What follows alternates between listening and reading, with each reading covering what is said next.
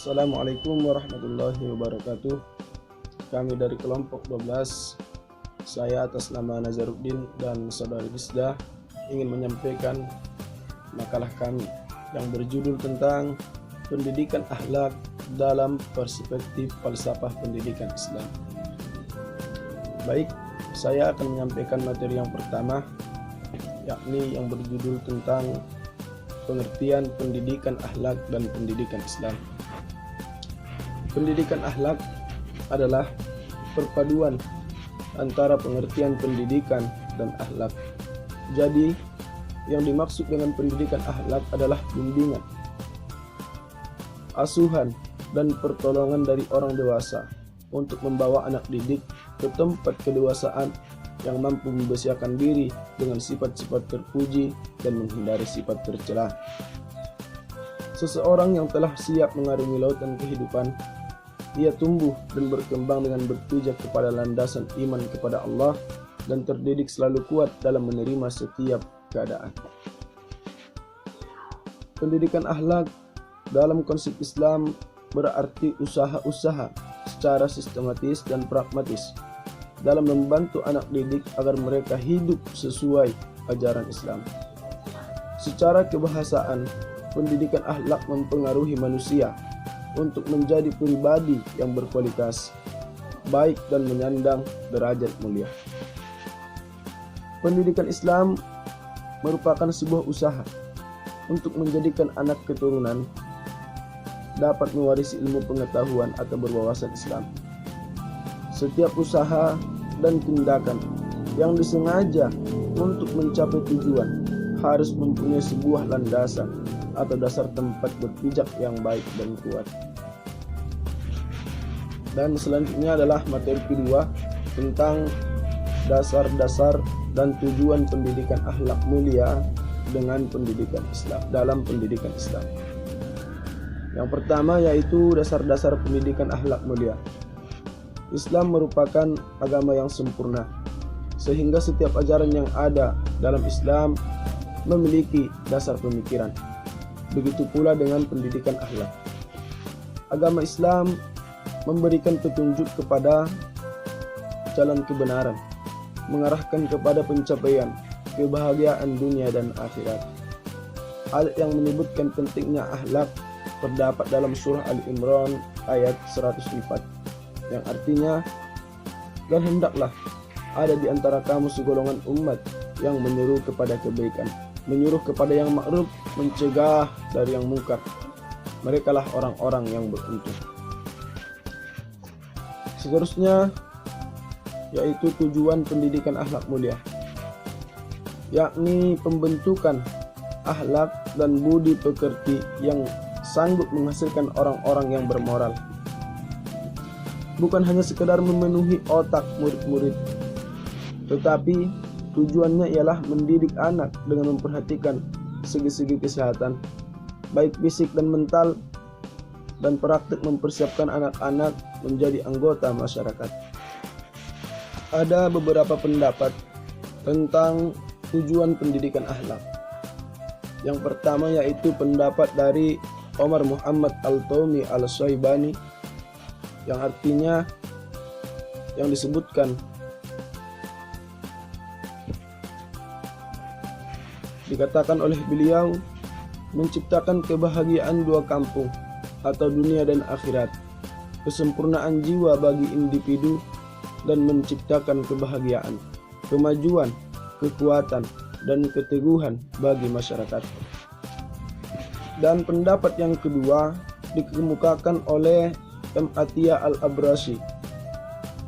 Beliau mengatakan bahwa tujuan pendidikan itu yakni berupa budi pekerti yang membentuk manusia yang berakhlak agar mempunyai kehendak yang kuat, baik itu perbuatan dan meresapkan padilah dan menjauhi kekejian.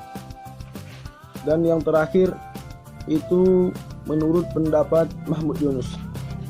Beliau mengatakan bahwa tujuan pendidikan akhlak itu untuk membentuk putra-putri yang berakhlak mulia, berbudi luhur, bercita-cita tinggi, berkemauan yang keras, beradab, sopan santun, jujur dalam perbuatannya, dan suci murni hatinya.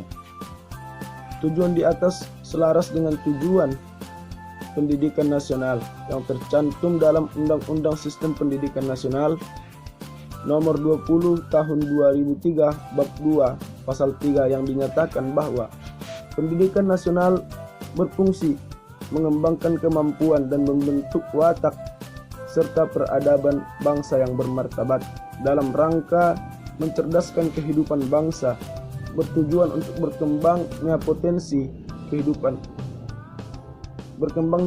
peserta didik agar menjadi manusia yang beriman dan bertakwa kepada Tuhan yang Maha Esa, yang berakhlak mulia, sehat, berilmu, kreatif, mandiri, dan menjadi warga negara yang demokratis serta bertanggung jawab.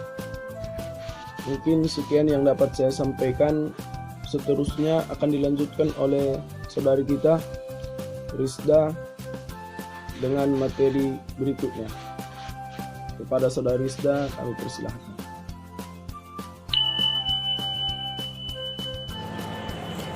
Ruang lingkup pendidikan akhlak mulia. Yang pertama, akhlak kepada Allah Subhanahu wa taala. Akhlak kepada Allah Subhanahu wa taala dapat diartikan ialah sikap atau perbuatan manusia sebagai makhluk terhadap Tuhan yang Maha Esa. Sekurang-kurangnya ada 4 yang menjadi alasan mengapa manusia perlu berakhlak kepada Allah. Yang pertama, karena Allah lah yang telah menciptakan manusia di air yang ditumpahkan keluar dari antara tulang punggung dan tulang rusuk. Hal ini terdapat dalam Quran surah At-Tariq ayat 5-7. Sedangkan dalam ayat lain Allah menyatakan manusia itu diciptakan dari tanah yang kemudian diproses menjadi benih dan disimpan dalam tempat yang kokoh atau rahim setelah ia dijadikan darah daging, dijadikan tulang dan dibalut lagi dengan daging dan selanjutnya diberikan ruh. Hal ini terdapat dalam Quran surah Al-Mu'minun ayat 12-13. Yang kedua, karena Allah lah yang memberikan panca indera kepada manusia yang berupa penglihatan, pendengaran, akal pikiran, serta hati sanubari. Yang ketiga, karena Allah lah yang telah menyediakan bahan dan prasarana yang diperlukan manusia untuk berlangsung hidup, seperti tumbuh-tumbuhan, air, udara, binatang ternak, dan banyak lagi hal lainnya. Yang keempat, Allah lah yang telah memuliakan manusia dengan diberikannya kemampuan untuk menguasai daratan dan lautan.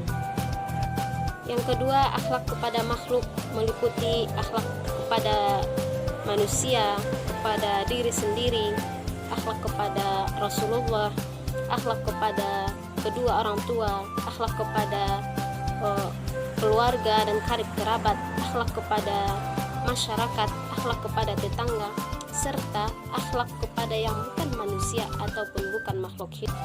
Selanjutnya, cara penerapan metode pendidikan akhlak mulia dalam pendidikan Islam.